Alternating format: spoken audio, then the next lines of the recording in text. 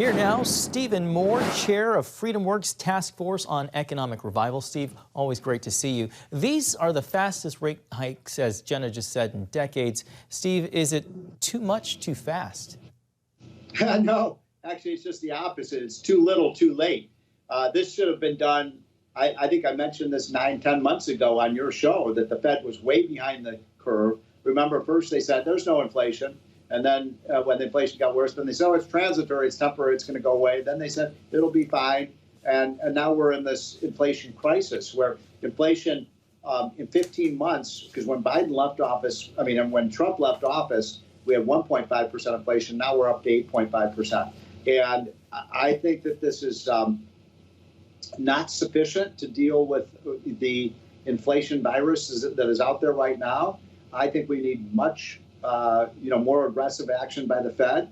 And so I felt like this was kind of a dovish action by the Fed, not taking, basically Jerome Powell said, trust me, we can get this inflation under control. Why should we trust him? He's been wrong for the last year. Every decision he's made and every declaration the Fed has made for the last year has been wrong. For a lot of consumers at home, Steve, I think they're wondering, okay, we see these rate hikes. When will we actually see prices at the gas pump, at the grocery store? When will we actually see prices come down? Boy, I hope soon, but I can't say that. Look, the price of oil went up after this decision. Think about that. The price of oil and other commodities went up. They didn't go down. So that means that we're going to continue to flush all this money into the economy. And don't forget, the other part of this equation, what is the match that lit this bonfire of higher inflation? We've talked about it on your show. It's the trillions and trillions of dollars that the Biden administration has spent that we don't have. They borrowed trillions of dollars. We printed all this money. We're flushing it into the economy. Of course, that's going to lead to inflation. Now, the Fed can't do much about that, right? They can't stop Congress and the Biden administration from spending money we don't have. And so I do think the much more important than even these Fed rate hikes is getting the Congress to stop spending and borrowing trillions of dollars we don't have.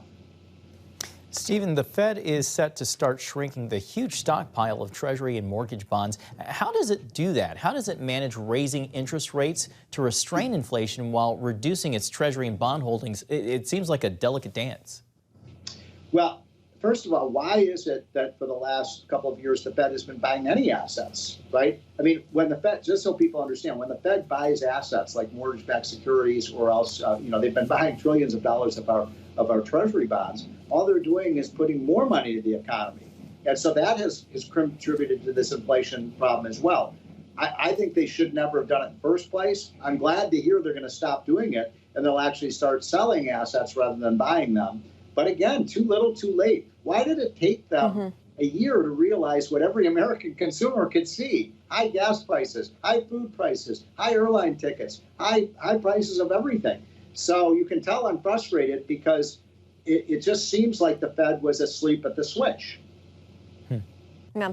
Steve, just about 30 seconds left here, but what does it all mean for credit? Things like credit card interest rates, car loans, mortgages. It means interest rates are going to go up. And you look what's happened to the mortgage rate just in the last number of months. We had mortgage rates under 4%. Now they're up to 5.2%, and they'll probably continue to climb. And that's going to cause some problems for people who want to buy homes, right? Because we have high prices of homes, and then the mortgage rate is rising. So I do worry about our housing market as well. Look, we have a president who has come in and a little over a year has done almost everything wrong on the economy. We're paying a high price for that, literally, in terms of every time you go to the grocery store and every time you go to the gas pump. All right, Stephen Moore, we have to leave it there. Good to see you. Thank you. Thanks, Stephen. Thanks, guys.